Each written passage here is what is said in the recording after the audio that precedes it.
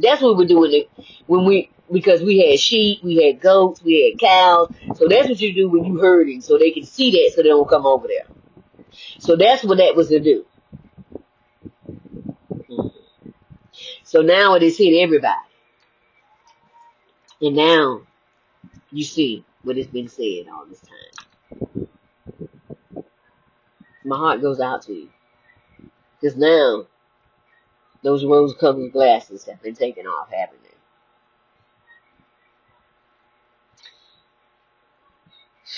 Racism has hurt everybody, and now you see how deep it really is. We can only meet people fully where we have met ourselves. Remember that next time you say you want a real relationship, that means taking off the mask, putting it over here, and leaving your representative at the house. Because nobody wants to talk to that. We want to talk to the real person. We have many adults who were never taught how to feel safe. So they seek safety and validation on the outside of themselves because of a plethora of challenges that occurred in childhood processes. So I ask you, what emotion from your childhood pushed you in a corner and made you vow to not do or be them? I hate her. I hate him. I'll never be that. I'll never be this. I'll never be that. I will never do my children like this. I will never do this. I will never do this. And all the vows that you made. I said it yesterday and I said it again. I tore up papers. Doing a vow of purity and celibacy. Why did I do that? Because I made a vow and I put it out there, and vows are spiritual. And when you put things out there, you block yourself from receiving things that you say you want, because there's something that is an ice wall between you and what you said you wanted. There were some other vows I had to renounce as well, because God brought it to my attention. These are these things, instead of doing the outside work, are you looking on the inside? Why do you need a crowd? Why do you need a lot of people with you to have fun? Can you have fun by yourself first and then allow people to come in? These questions I ask myself all the time. See, the vows we all made is playing out on the big stage. While we get to protest and speak our minds, are we helping that little girl or little boy on the inside of us heal, that one is still scared? That's your true shadow. I'm being commissioned to aid in the process by sharing how I overcame everything that meant to keep me from coming into my true identity. Because right now the countries are going through identity crisis. Because for a long time we had classism. You say no, we didn't. Yes, we did. Wherever there's capitalism, there's also classism. Pay attention to it. But all that is tumbling down, because now everybody's getting treated the same. And we told you before, if they come for us, and they come for black and brown bodies, there's a matter of time before they come for everybody else too. See, God is in me. But first I had to find me before I could find God. What that mean? Why does that hurt me? Why is that making me feel this way? Why is it triggering me? I need to find that first, because God's right here. See, we're taught God is out here, but God is on the inside of us, waiting to be tagged into our battles. That's what the secret societies is teaching every day. But they don't teach it to the masses. Why? Because they're trying to control the masses. Just like 2 Corinthians 10 and Ephesians 6 says, we're fighting principalities, rulers of darkness, spiritual wickedness in high places. Do you see them now? They use human bodies, just like God. When He sent angels here, they use human bodies. In this realm, we need a body. This is when negative thinking has gone on for so long. There's a norm in society: racism, supremacy. We can call them all out.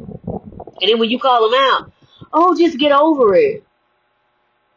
But a lot of stuff that's happened in the black community has just been 60 years I want you to put that together. I want you to put that together. This is what every ascended master fought against. The mindset of us who complain but don't want to do the work or don't know how. And it causes a dip in morale that most can't get out because it's ancestral and generational. What we're dealing with is ancestral and generational.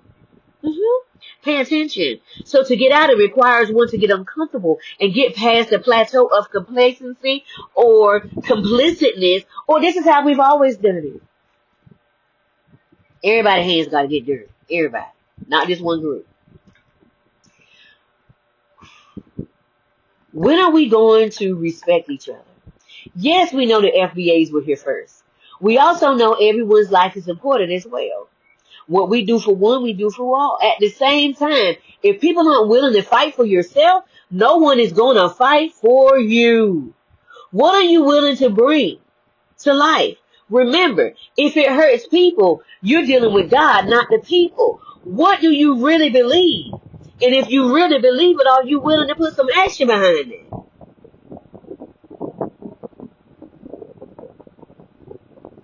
It's time to operate in it now. You can change the world with one thing you do that lights you up. And when you light up, everybody else lights gonna pop on. Fight for your dream while hurting none. We've learned a lot in the last few days. Do what is right for you. No one lives your life but you. Be sovereign, not controlled. Not controlled. Think for yourself. And if you protect those that can't or don't know how to protect themselves, do it. Bring your dream to life no matter what you see in front of you. May the force be with you as you go in the power of God, be in your heart as you move. So you can receive wisdom and understanding as you move forward. There are some freebies and a link from my podcast with the women leveling up. Oh, somebody didn't like what I just said, trying to just get my whole throat to shut down. It's okay though. I'm still say it.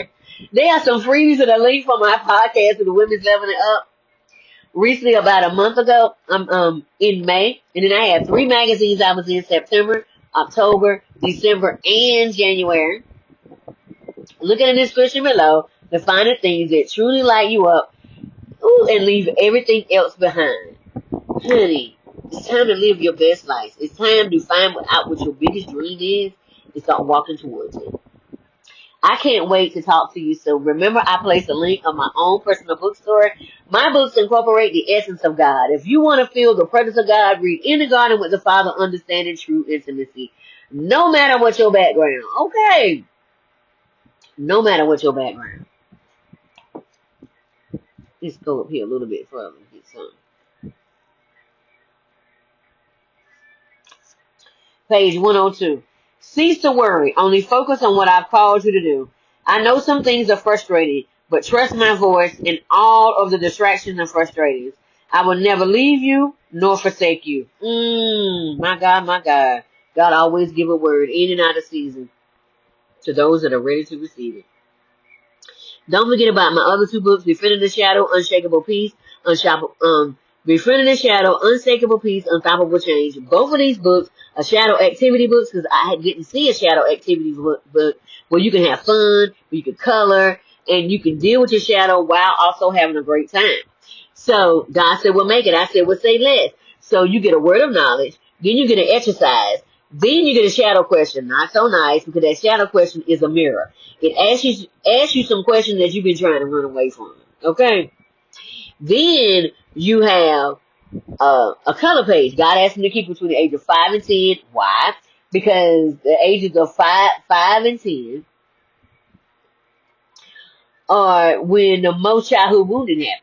Then by the age of 7, it's solidified in the body. By the age of 10, it is really in the system. By the age of 21 and 25, guess what? Now it's your responsibility. You are